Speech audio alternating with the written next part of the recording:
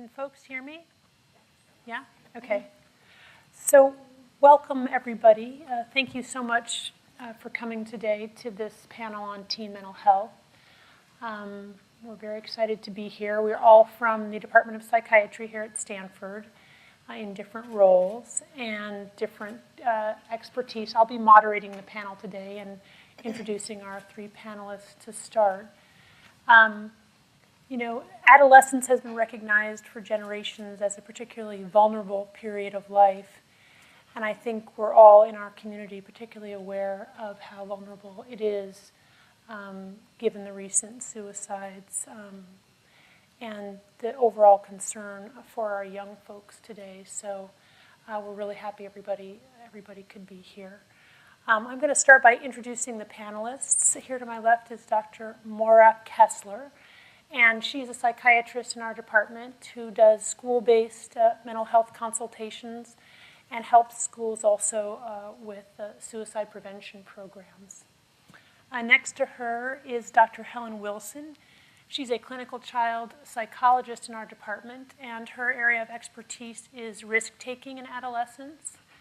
And then finally, Dr. Ryan Matlow, who is also a clinical child psychologist involved in early life stress and pediatric anxiety, our program here at Stanford, and he's an expert in mindful-based stress reduction and also the impact of early childhood trauma.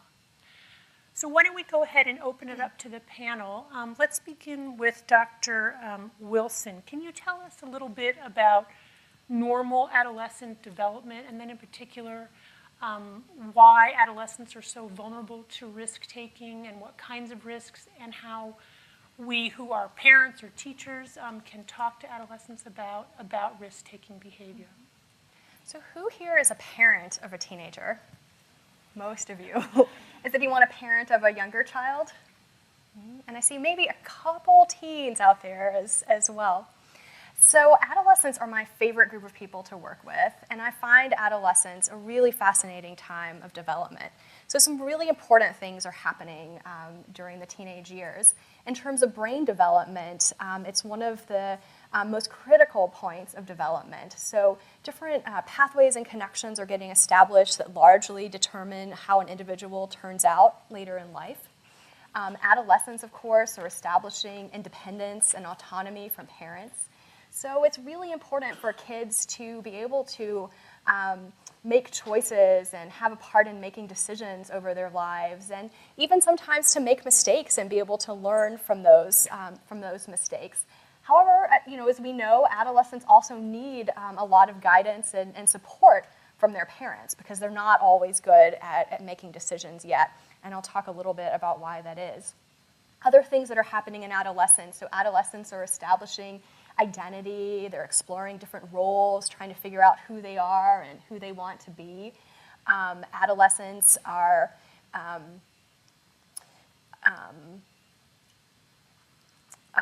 exploring different values and oftentimes exploring things that may be different from their families and what their families believe. And because of this, adolescence can also be a time that's really stressful and really hard. So I actually oftentimes see parents on their own come to me because of the stress of raising a teenager. And one reason that adolescence is stressful is because teens take risks. So I know these are the things that keep you awake at night as a parent of a teenager. So about 75% of high school students will try alcohol before the end of high school. 50% have used illegal drugs. 50% have smoked cigarettes. 50% of high school students are sexually active. The highest rates of crimes in the United States are committed by 17 and 18-year-old adolescents. So it's no surprise if your teen has tried one or more of these things before the end of high school. Now, that's not to say these are things that we should ignore. Of course we want to pay attention. Of course we want to talk about it. Of course we want to give some guidance and direction so that teens can make healthy choices. But if we approach it from this framework, knowing that, these are things that are a part of a typical adolescence to some extent or another. Now, where we want to be concerned is when these kinds of behaviors become a regular, repetitive chronic pattern, and when they start to interfere with other aspects of life. So, a teen who's tried alcohol or maybe drinks alcohol occasionally with their friends in social settings, that's within the normal realm of adolescence. However, if your teen is drinking or smoking by themselves before school, if it's starting to get in the way of school, if their grades are suffering, if it's getting in the way of spending time with family or friends, that's a big concern. That's something to really make a big deal out of and pay attention to. And with these other things, again, it's about paying attention, but knowing that this is a part of being a teenager and perhaps not catastrophizing. It doesn't mean that your teen is a deviant or there's something wrong with them if maybe they've tried one or more of these things. But of course, there are things that can get them into trouble. So let's talk a little bit about why teens take risks. Well, first of all, they're a part of those normal developmental tasks that I just mentioned. So taking risks is about exploring different roles. It's about being independent from parents and families and trying out things that maybe your parents don't want you to do. It's about developing autonomy. It's about spending time with friends and exploring peer groups and peer relationships, which is, of course, another important part of adolescence. So something I didn't mention is the development of intimacy and dating and romantic relationships. And some of these things happen in the context of those kinds of relationships. And what's happening in teen brains is also really important here. So deep down in the middle of our brains is a part of the brain called the limbic system, or the amygdala is also involved. And these parts of the brain relate to the processing of emotions and responding to emotions. And in teens, this emotional part of the brain is on overdrive. It's really active, it is really sensitive, and that's why teens oftentimes are very emotional. Teens can be moody, they often make decisions based on emotions. That's why they can be impulsive, that's why they can take risks. And at the same time, the part of the brain that's in the very front, the prefrontal cortex, is not quite yet doing its job. So the prefrontal cortex is developing during adolescence and actually continues developing until the early to mid-20s. So you've got a really active emotional part of the brain and the rational, thinking, decision-making part of the brain isn't quite up to speed yet. So that's why kids sometimes do really weird things and also do risky things. So I want to go to the example of sexual behavior. So sex is a topic that can be really scary for parents and really awkward and uncomfortable for parents and teens to talk about together. And this is an area that I spend a lot of my time, both in my research and in working with parents and teens in clinic. So as you see here, by the end of adolescence, about 7 in 10 kids are sexually active. And that doesn't mean that they're just going off to college and having sex. So about 60 to 65% of high school students say that they've had sex. So trying to prevent teens from becoming sexually active altogether may be a losing battle in many or most cases. However, at age 14, so 8th, 9th graders, the beginning of high school, only about 1 in 10 kids is sexually active. So early in adolescence, it's not really a typical normative kind of behavior or activity. So what we want to do is to help kids delay sexual activity, to delay sexual experience into later adolescence. We also want to help them to make safe and healthy choices when they do become sexually active.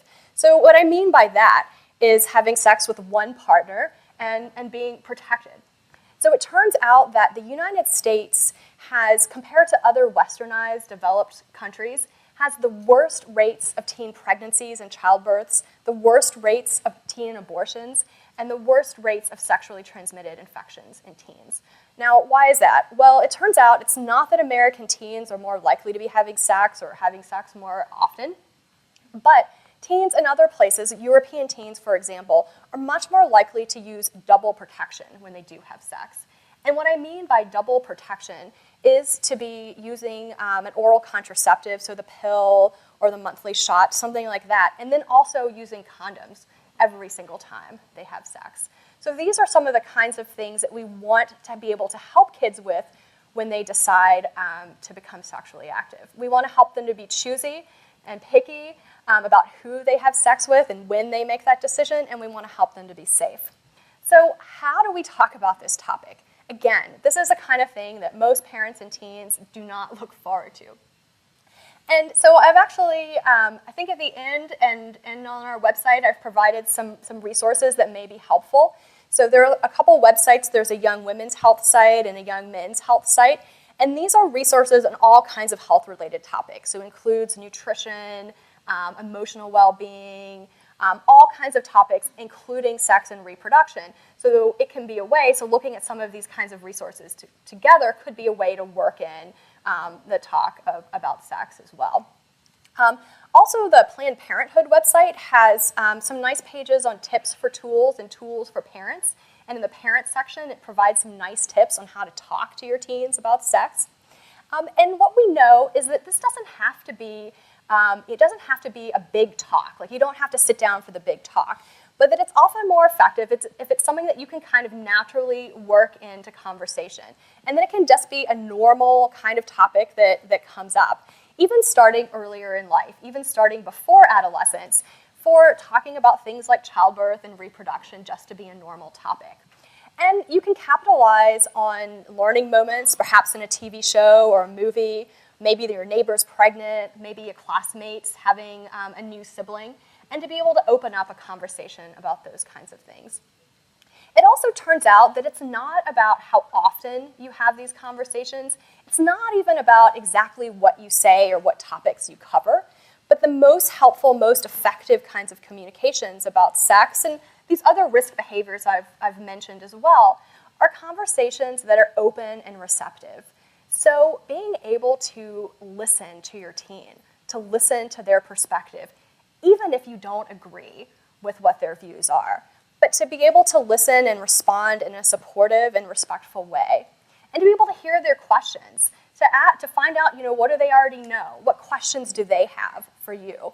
And if you don't know the answer to those questions, you can use some of the web resources we've provided or help them talk to their doctor or the school nurse or someone who might be able to help answer those questions. And in the context of those conversations too, again, kids also need our guidance. They also need direction from parents, so they may think that they know everything, but we know they really don't. We know that even though we hear a lot about peer influence and how much peer influence matters for teens, and yes, that's certainly true, but particularly around things like sexuality, kids really value input from their parents. They realize that their friends don't know everything and that you have certain experience and knowledge that can be really helpful. So share your values. Share what you know about what it takes to have a safe, healthy relationship. And if you have certain values from your culture and religion, share those with your kids and explain why, but in a way that is also respectful and understanding if maybe they have different ideas about things or maybe end up making a decision that's not exactly what you would want. So I'll stop there. Thank you, Dr. Wilson. Her listening to your patient's question, your adolescent's questions reminds me that I forgot to say that we have cards for you all to write down your questions, and that moderators will bring those cards to you.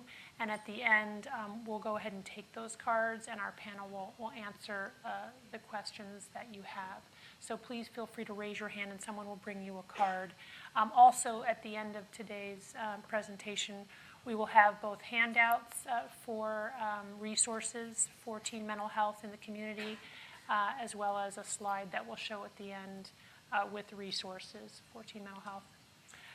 Okay, so let's go on to Dr. Matlow, who's going to talk to us about stress and stress reduction in teens. Exactly. So, yeah, I'm going to talk a little bit about how stress impacts teens and what we can do about it as a family and as families and as communities. And so this is an important issue because we know that there's lots of reasons for kids to be stressed these days. Different things are going to be stressful for different kids. For some, it's dealing with academic pressures. Others have financial or economic stresses in their families. Other kids are dealing with loss or trauma or grief or perhaps violence in their community, right? So there's lots of different things that can be stressful. And these stresses make the kind of normal developmental challenges and processes that Dr. Wilson was talking about even more challenging and kind of exacerbate some of those challenges and difficulties. But that's not to say that all stress is bad. A certain level of stress is good for us, right? when we have a stressor or a challenge, it gets our bodies activated, right? There's a stress response that kicks in where, it activates hormones, cortisol and adrenaline that kind of get us activated to kind of meet that challenge, right? And so when we meet the challenge of a certain stressor that is presented in our lives, it helps us grow, and it helps us kind of expand our coping skills, right? So stress is part of the normal developmental growth and processes that all kids are going through, right? But there's a certain level at which stress can be harmful, or it can become toxic to kids, or to anybody, really. Basically, when a stressor is chronic or constant, when there's no reprieve from that stress, and the difficulties that it's causing, or sometimes in cases of extreme stress, in cases of trauma where someone's safety or well-being is threatened, that can be overwhelming. Basically what happens is at that point stress starts to overwhelm our systems, right? It overwhelms our resources and our capacity to cope with what's going on, and it can cause our systems to kind of go offline. In particular, for teenagers, Dr. Wilson spoke about the prefrontal cortex that's developing, and some of these parts of the brain that help us kind of manage our system and help us grow can kind of become less functional under stress and can kind of go offline. And those same processes that cortisol, that adrenaline release that helps us meet the challenges that come with stressors can become dysregulated. It can become toxic and harmful to our system in the long run. So yeah, these stressors again can start to overwhelm our resources and our capacity to cope. And so this is probably intuitive for a lot of folks out there. But there's a wealth of research and work that's showing us that's showing direct links between toxic stress, extreme stress, and difficulties with learning, for example, or memory. With memory, our ability to focus, our attention, right? That again affects our learning. It also, these stressors impact our ability to kind of regulate and manage our emotions, which is difficult enough for a teenager or a kid who's still kind of, their brain is still developing, and these processes are developing. The added stressor in our lives makes it even more difficult to manage these sometimes challenging or overwhelming emotions. Chronic stress, toxic stress can impact our immune system functioning, so our body's ability to fight off illness or infectious agents that are out there, right? It impacts sleep, right? So we know that there's a connection between toxic stress or extreme stress and sleep quality. So having experiences of toxic stress or trauma is associated with less time spent in deep sleep or REM sleep, which we know is important for memory consolidation, for helping our brains kind of regain the kind of chemical balance, right? So it can have kind of this negative effect. That it can kind of be interactive and can kind of be a downward spiral sometimes because the stressor is kind of throwing off these systems that help us regulate, and it interacts in this way. And ultimately, this leads to some of the impulsive or risky behaviors, sometimes called negative coping strategies, that Dr. Wilson alluded to and that Dr. Kessler is going to speak about in just a moment. And just to say briefly, these strategies, these kind of impulsive or risky behaviors, are attempts to cope with the stressor, right? It's trying to manage the stress that's been presented in the best way possible. But with all these other systems that are somewhat offline, it leads to these attempts to cope turn out to be risky or harmful potentially in the long run, right? So all this to say, that stress is okay, and it's part of our growth. It's okay if it's temporary or manageable, when the stressor can pass or when we're able to meet the challenge of the stressor. But when it becomes chronic or extreme, it starts to eat up kind of our resources, our body's resources. So, when I say resources, I mean our biological resources, our psychological, mental resources, and our physiological resources, like the systems in our body that help us maintain a balance in our lives, right? So with these extra stressors, toxic stress or trauma or whatever it might be, our resources are devoted to dealing with that stressor, to dealing with that challenge, right? And so what that does is it derails the normal developmental processes and developmental growth that is happening during adolescence, right? So given this climate, given what we know about the impact of stress, one thing that's really important for folks to be thinking about is building structures and routines where kids have some relief from these stressors, finding a balance, knowing that some stress is good and that kids and teens are working really hard in a lot of ways. We want to find a balance, and we want to help kids develop the routines and habits that give some relief and reprieve from the stressors that are out in the world these days. Oh, excuse me. And this is where kids and teenagers can really use the support of adults and parents and caregivers. Kids are still learning how to kind of navigate this world, so we can, as adults and as a community, we can really help kids by helping them establish the structures and routines that are going to help them take care of themselves and establish that balance, right? So one way this is happening right now, there's a lot of exciting growth and momentum around practices such as mindfulness, yoga, and meditation practices. That these are some ways to build in this type of structure and this type of balance into kids and teenagers' lives. I'm not talking about religious practices per se, but just kind of the physical and mental exercises that provide space to be free from the stresses in our lives, to be free from the worries that are affecting us, right?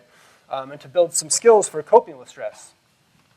So just to kind of explain real quickly what mindfulness is, it's described as a state of awareness where you're focused on the present moment, on current mental state, physical state, or emotional state, right? Just being in the here and now.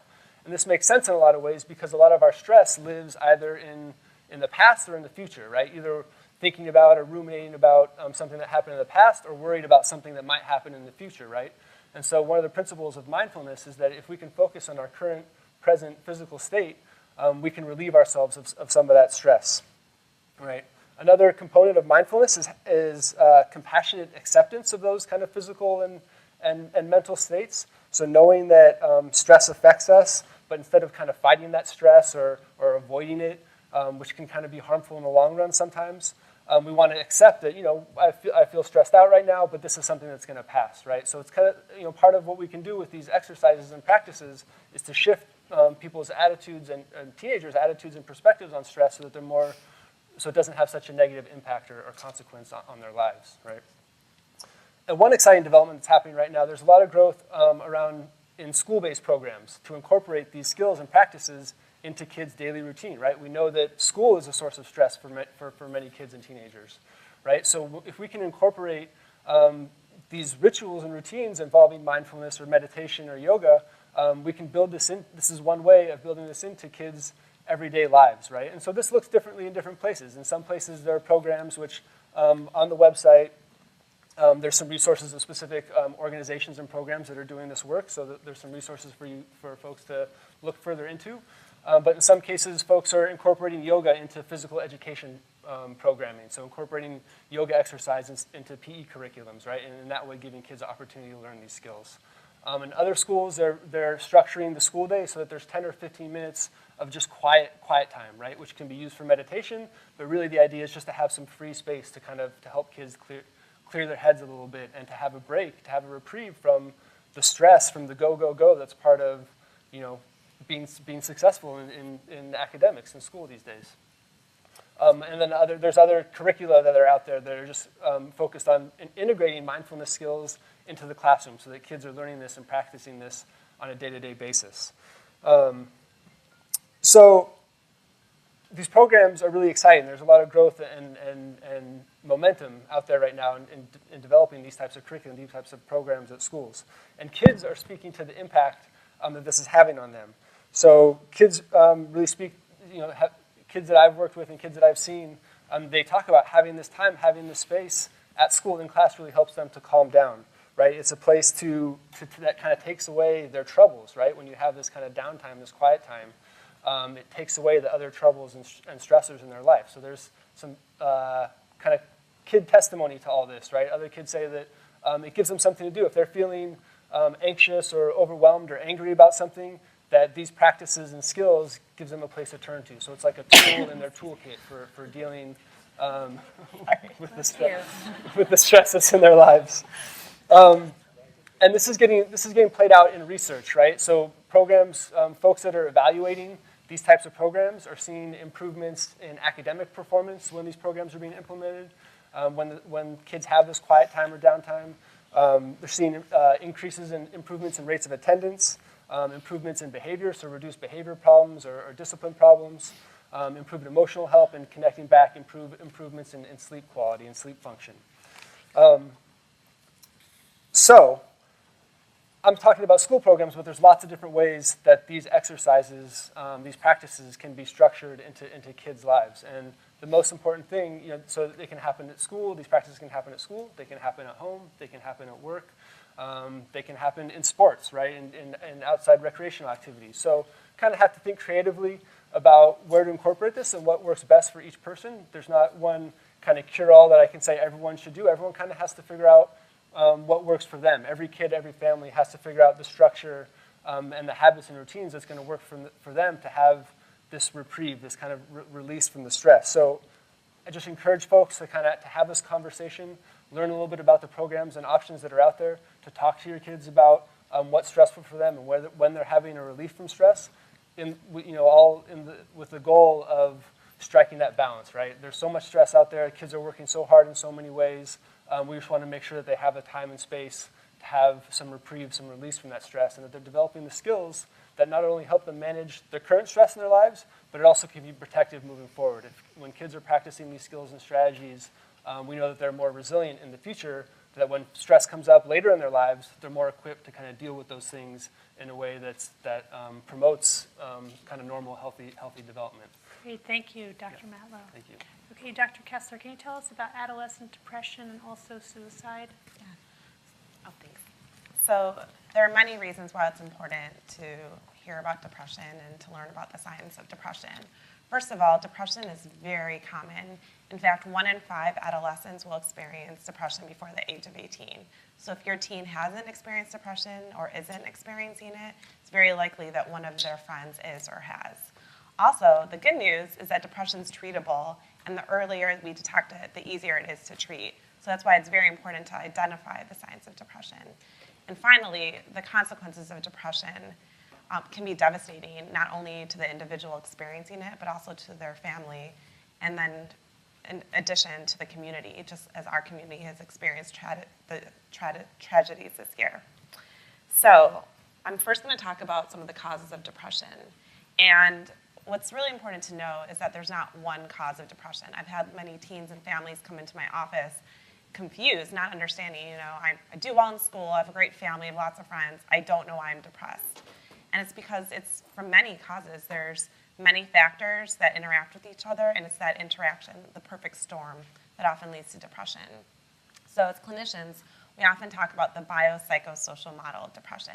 So if you look at the biological end, depression tends to run in families. So oftentimes teens with depression have other family members that have experienced depression or other mood problems.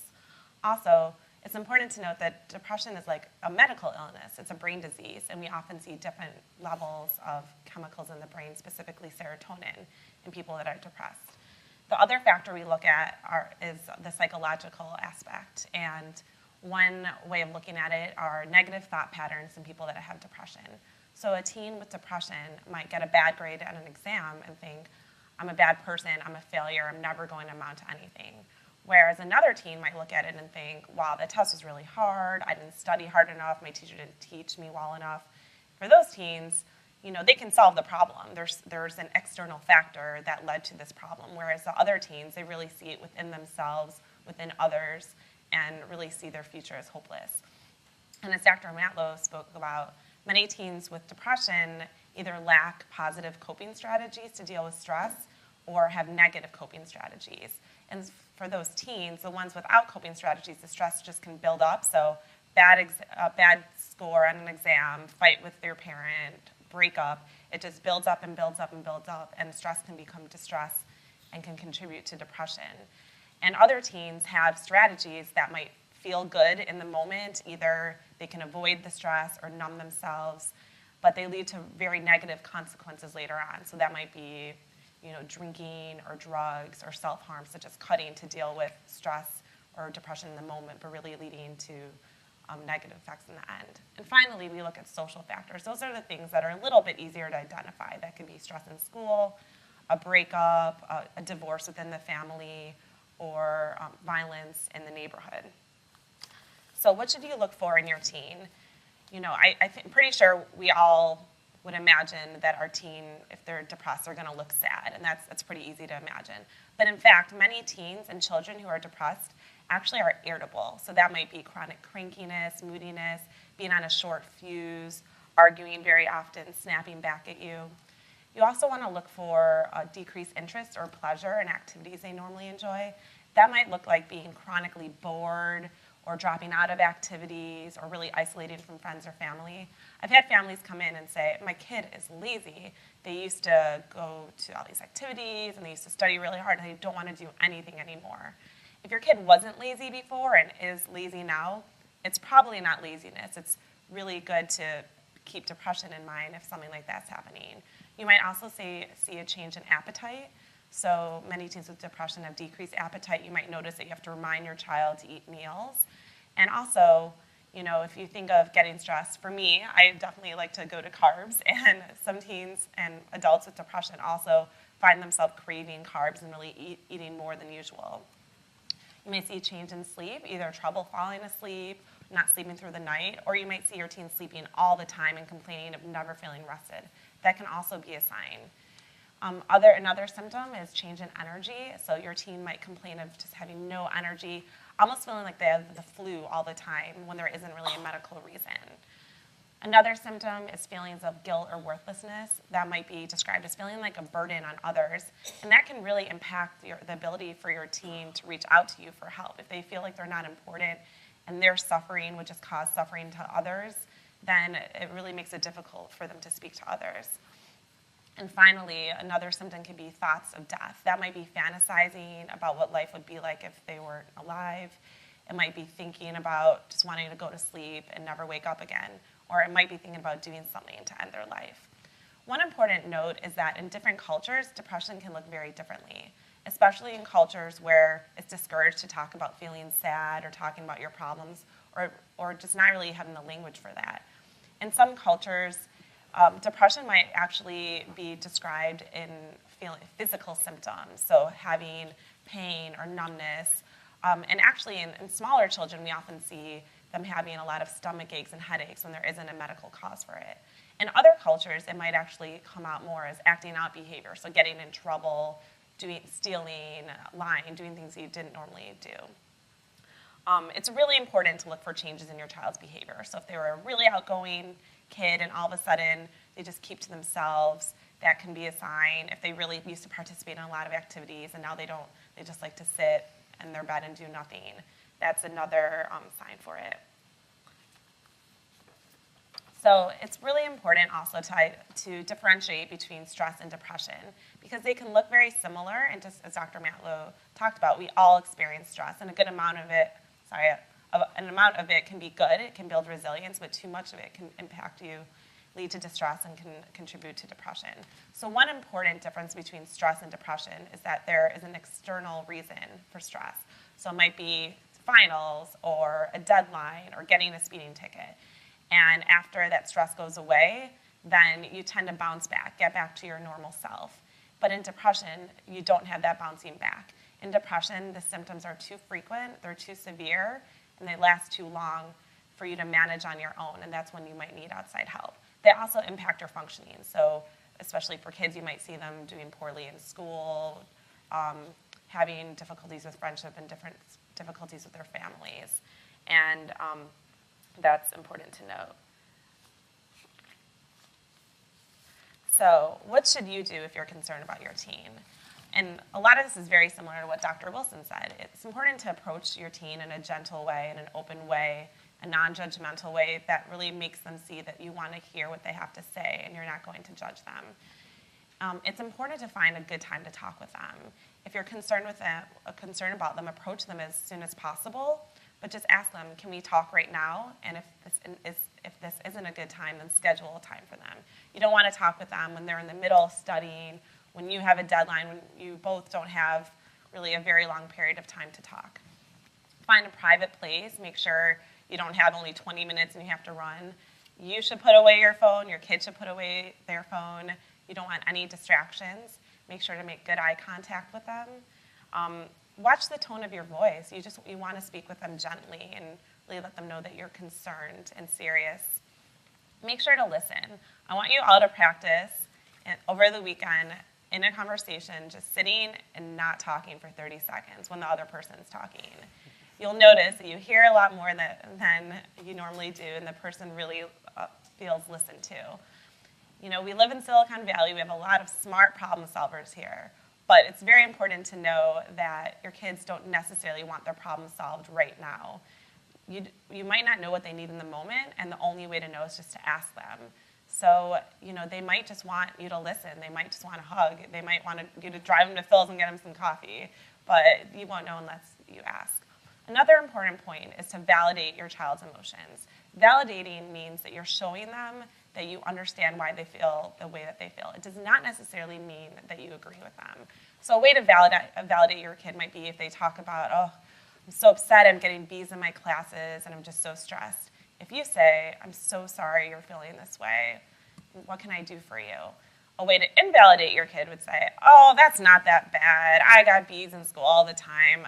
It's not the end of the world. That's really telling them that their emotions don't matter, and it makes them feel like there's something, you know, there's something wrong with them that they can't deal with it.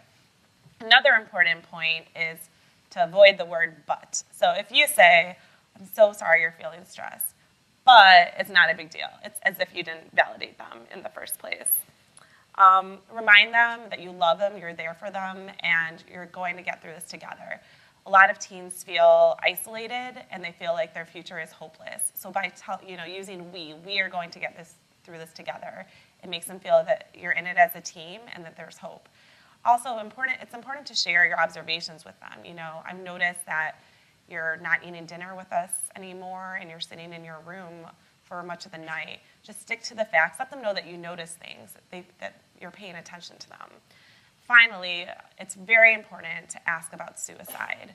And there's been a lot of research that shows that asking about suicide does not increase the chance that your child will act on suicidal thoughts or attempt suicide. But if you don't ask, you don't know.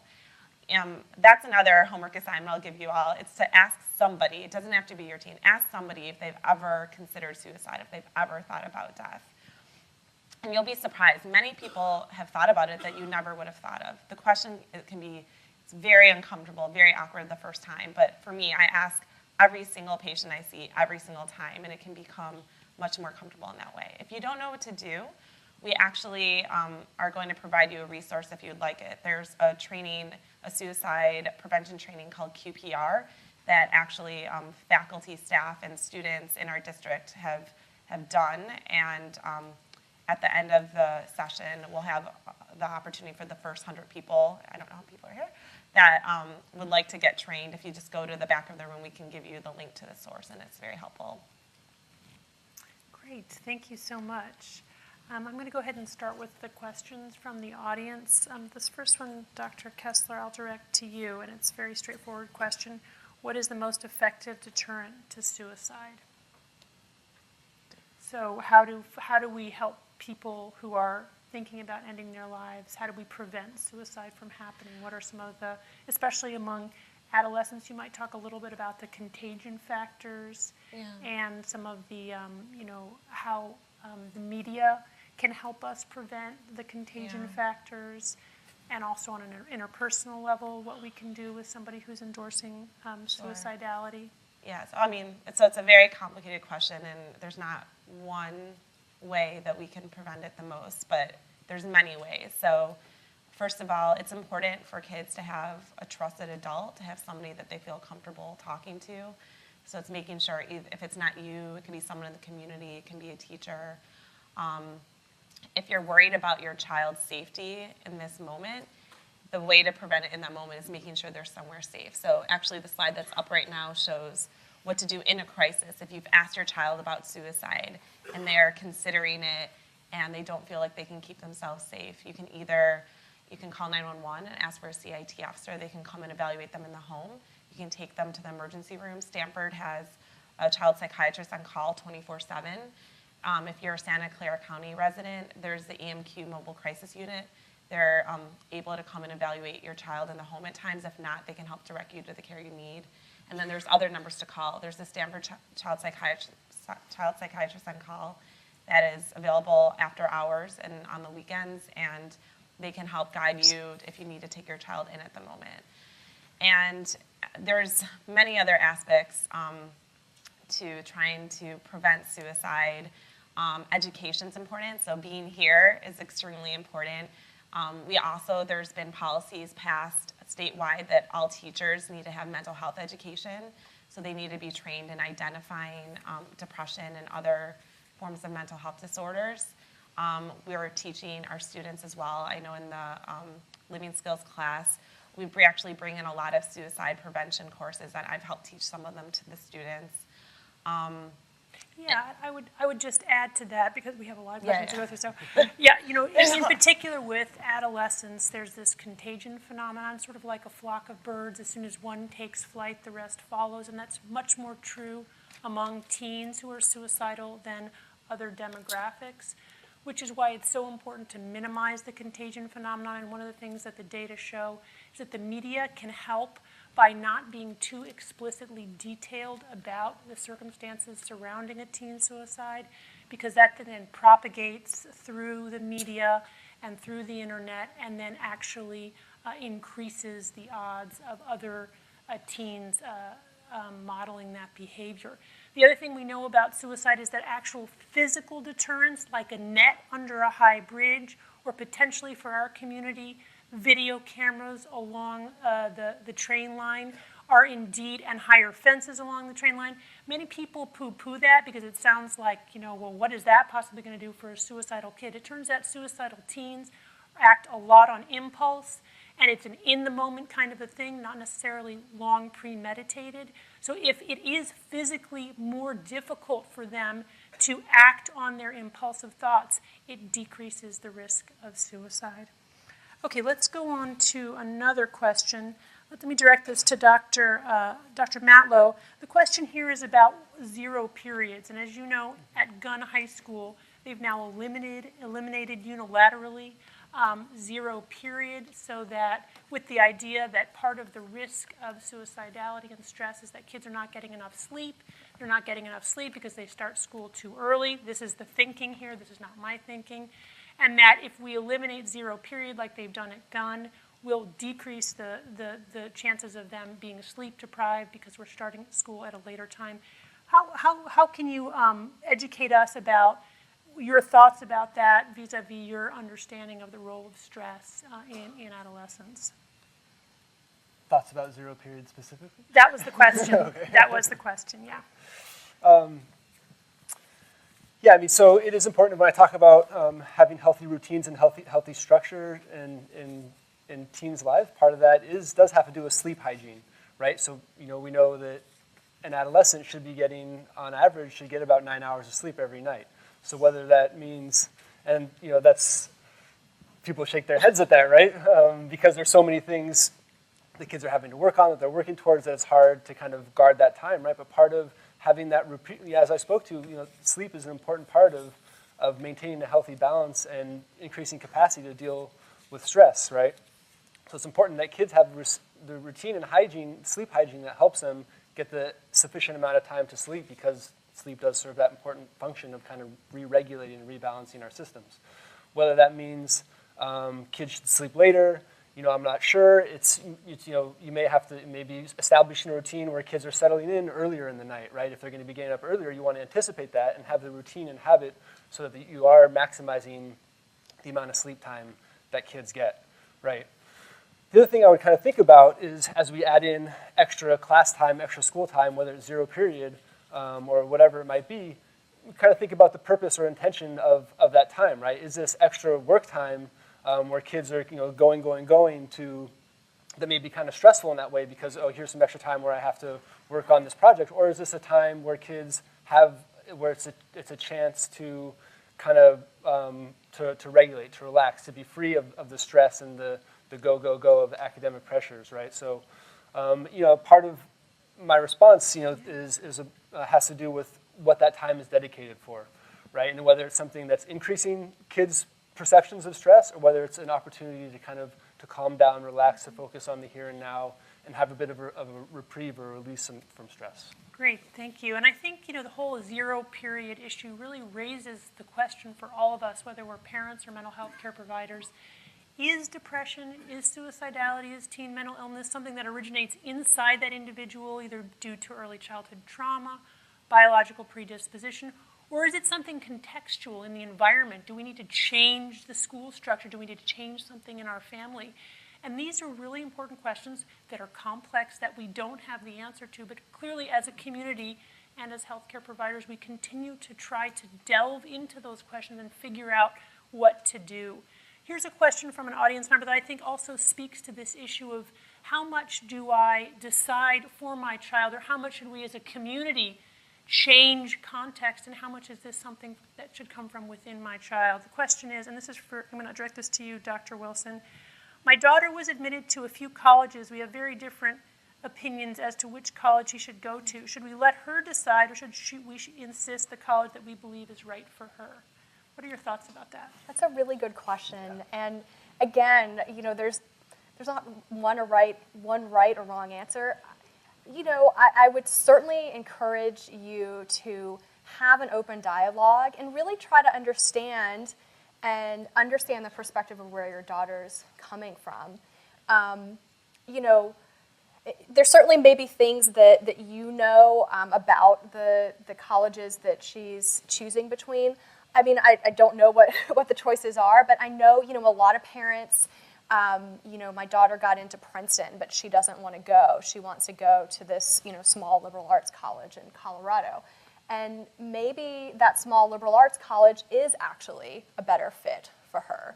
So I have actually a teen who went off to college last year, came to see me yesterday, and she's going to this smaller college, and some people were kind of surprised about why she chose this particular college, but it's ended up being a great experience for her, and her reasons for wanting to go there had to do with the particular, they had a particular kind of focused class structure, and it was a smaller school, and she had some really good reasons for making that choice, even if everyone else didn't understand why.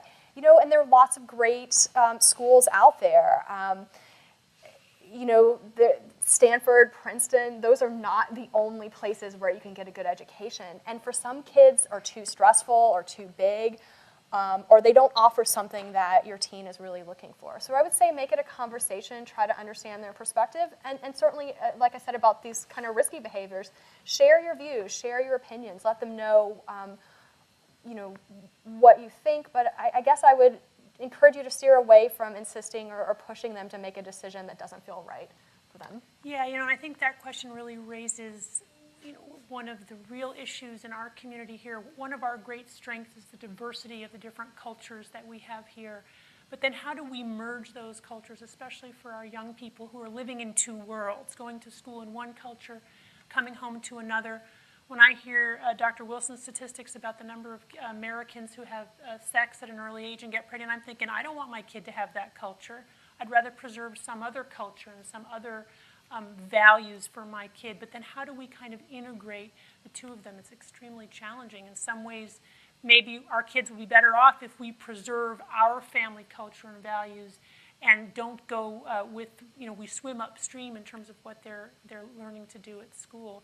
And in other ways, maybe we're pushing too hard. So these are again, very difficult, challenging times and challenging questions. This is a question that came up in a number of different ways, and I'm going to direct this to you, Dr. Kessler. The question is generally, my friend who has depression is often upset because she feels her parents are treating her like someone who's very sick. What would you say to her, and how would you approach the situation so that she wouldn't feel so uncomfortable? And this question, I got a couple of these, and by the way, all the questions are excellent. I wish we had time to address all of them. But this question of, in what way is labeling someone with depression therapeutic for them? In what way is it actually stigmatizing them? And especially for a teen, making them feel even worse? Yeah, that's a really good question. And so to some extent, it is really important and good to equate depression to something like pneumonia or to having another medical illness, because it does help destigmatize it. And you want, if your child is avoiding or ignoring or trying to distract themselves from having depression, then they can't really treat it. They can't really figure out why are they depressed and help themselves get better. So I actually encourage parents to think of it, that your child, think of it like they have pneumonia right now. It's going to be harder for them to go to school. It's going to be harder for them to concentrate. They're going to have some trouble with sleep. So we need to nurture them in the moment, but also they, just like we talked about with stress, it's good for them to have a little bit of stress. So I think it's important to have an open conversation with your child. But what am I doing that's making you uncomfortable? Because, treating them, spending some more time with them or asking how they're doing more often, that's all very important. That's going to make sure they're talking with you. But not letting them, go do an activity with a friend because you're always worried what is going on when you're not with them, or not letting them make decisions on their own because you think that they're too sick to make a decision. That's taking it too far. So I think it's really getting specifics from your child about what am I doing that makes you feel uncomfortable, talking about it with them and figuring out what your comfort level is and what their comfort level is. But you just want to make sure that your kid is not in denial that they're sick right now. They need some help, because a lot of teens I've worked with here are so independent and so strong and hardworking that they just want to forget about the depression. So we don't want them to forget about it. We want them to deal with it and get through it. Okay. Last question, unfortunately. So this is for you, Dr. Matlow. You mentioned downtime. How does video games fall into that in terms of downtime, and how much is too much? Right. I knew that was coming. Yeah, no, it's a great question. So I'm glad someone brought it up. And so I think, I'll speak broadly about electronics, and not just video games, but electronics and social media. I think we can think of video games. A lot of kids talk about video games and electronics as being helpful because it kind of distracts them from the stresses of their daily life, right? And there's truth to that. And sometimes it's good to have a distraction, right? To be able to focus on something other than what's stressing us out, right? So there's a certain extent to which video games and electronics are helpful in the moment, right?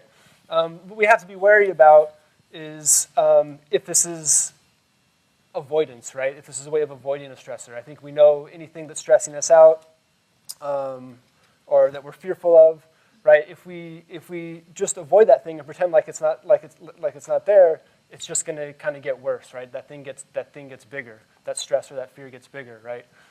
So if we're using electronics to avoid our stressor and pretend like it's not there, then that can sometimes be problematic. So there's a bit of a balance. There's an extent to which video games and electronics can be an all right distraction, but we have to make sure that it's not feeding into kind of the size or the quantity of the stressor. And the other thing I would say just real quickly is if we're thinking about like the concepts of yoga and mindfulness and meditation, is one of the central components of these practices and these philosophies is that you reach a state of calm and relaxation by connecting with your current state, as I mentioned, your current physical state, emotional state, mental state, right? Electronics, video games don't necessarily allow us to do that, right? We're focused on something else. It's a distraction, right? So in some ways, a lot of the video games and things like that don't necessarily allow us to reach kind of that calm state that we're really focused on what we're currently experiencing in the here and now. Again, it's a distraction that can help us get by in the moment, but doesn't necessarily provide that relaxation or that kind of restful recuperation that everyone needs to kind of get back on the kind of developmental track and to continue to learn and grow. So yeah. Thank you. I just wanted to have one last question, because this was a topic that we didn't otherwise cover, and I think it's important that we just address it very briefly. And I'm going to direct this to you, Dr. Wilson. This writer says, when I noticed my 14-year-old girl has cutting marks on her wrist, what should I do? When I asked her, she said it was nothing. Please advise. Yeah. And I might ask Dr. Kessler to help with this too, because I know you work with a lot of girls with these behaviors as well. So first of all, there are, and this also relates to some of what Dr. Matlow talked about, so people sometimes do self-harming things like cutting to cope with stress or feeling overwhelmed emotionally. And actually there are, and I know this sounds really weird, but there's some good neurological reasons that it works. So when you do something that hurts, like cutting, it actually releases endorphins in your brain that can have a calming, relaxing effect in that moment. And of course, similar to what Dr. Matlow said about video games, it doesn't end up solving the problem in the long run or really dealing with the stress. And also, so most of the time when kids are cutting, They're not actually trying to kill themselves, so it's different than a suicidal attempt or gesture. So it could be a way of coping with stress. It could be a way of trying to get attention from adults, trying to let you know that they're in pain or struggling in some way. But the problem is, of course, that you can make a mistake and end up doing something to really hurt yourself. So, I mean, I would say that that's a time when you do want to seek help from a professional, because we have treatment. So Dr. Kessler is an expert, or one of our developing experts in a treatment called DBT that's developed for helping kids with self-harming behaviors and intense emotions, and who have difficulty finding good ways to cope with those emotions. So we want to help kids find other ways with dealing with those things. We also want to make sure we're paying attention to what's going on with your teen, so noticing if they're distressed or stressed or feeling depressed, rather than paying attention to something that's a dramatic kind of gesture or crisis type gesture. Anything you want to add to that? I was just going to add, because I think everything you said was great, was, it's a sign that there's some stress that's too difficult for your child to cope with at the moment, and that they lack really positive coping strategies to get them through it. So a good first step, if I talked about what to do in a crisis, but if you're concerned about your child and really you don't know what to do, a good first step is to call your pediatrician and make an appointment, because they actually know how to assess for depression. They can help make referrals, or to go to your child's school and speak with the school psychologist, the counselor, or their case manager, because again, they can help figure out what your child might need. And we actually have a partnership between Stanford Child Psychiatry and the school district, and at times we can actually assess children at the school and help make recommendations. But they're at some sign that they need some help, and there's various ways they can get it, because I know that it can be very difficult to find a mental health provider, and it can take a very long time. So these are some good steps that can really help you and your child very quickly. Okay, thank you all for coming today, and thank you for our panelists. And the panelists will be up here for another 15 to 20 minutes or so if folks want to approach with other questions. Thank you.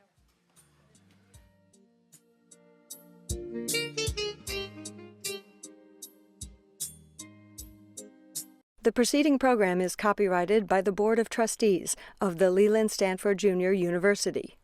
Please visit us at med.stanford.edu.